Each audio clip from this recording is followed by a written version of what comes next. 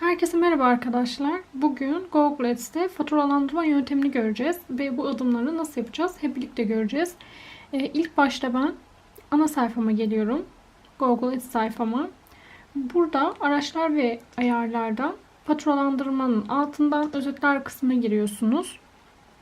Burada gördüğünüz gibi ödeme ayarları karşımıza çıkıyor. Faturalandırma adresinin bulunduğu ülkeyi mutlaka seçmeniz lazım, kendi ülkenizi. Türkiye olarak ben burada seçtim. Burada istediğiniz yeri seçebiliyorsunuz. Ben Türkiye'den verdiğim için Türkiye'den seçiyorum. Müşteri bilgileri olarak hesap türü, kuruluş adı var. Kuruluş adında arkadaşlar kişisel yapmanız gerekiyor. Ad ve adresten arkadaşlar buraya kendi adınızı giriyorsunuz. Adres satırı 2 bunları yaptığınızı ben varsayıyorum ve posta kodu yine hangi yerde oturuyorsanız onun posta kodunu girmeniz gerekiyor tabii ki. Bölgenizi, ilçenizi girmeniz gerekiyor. Buraları yaptığınız varsayıyorum arkadaşlar. Buralar zaten basit. Telefon numarası isteğe bağlı. Ben arkadaşlar bu telefon numarasını genelde veriyorum. Siz de isterseniz verin. Bunu tercih ediyorum ben.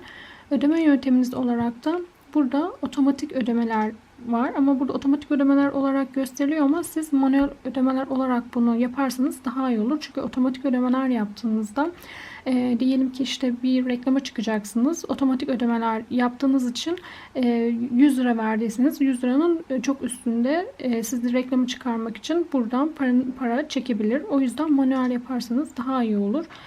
Oraya ne yazarsanız o şekilde girer. Mesela 100 lira diyelim biz buraya. Manuel olarak seçtiğim için en fazla benden 100 lira olarak çekebilir ve bunun haricinde başka bir tutar benden çekemez. Burası önemli arkadaşlar. Buraya lütfen dikkat edin. Ödeme yöntemi kredi ve banka kartı ile havale. Burada tabii ki kredi banka kartı.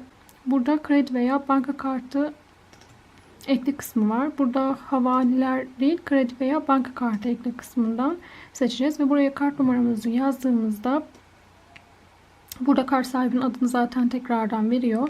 Burayı mutlaka işaretleyin. Kredi kartı veya banka kartı adresi yukarıdaki adresle aynı. Buna lütfen dikkat edin. Buradan Google Ads şartları ve koşullarını kabul ediyorum da işaretleyip göndere bastığınız zaman artık siz kampanyanızı oluşturmuş bir şekilde Google Ads'te faturalandırma bilginizi de girdikten sonra kampanyayı başlatabiliyorsunuz arkadaşlar. Şimdilik bu kadar arkadaşlar. Videoyu beğendiyseniz beğeni yapmayı unutmayın.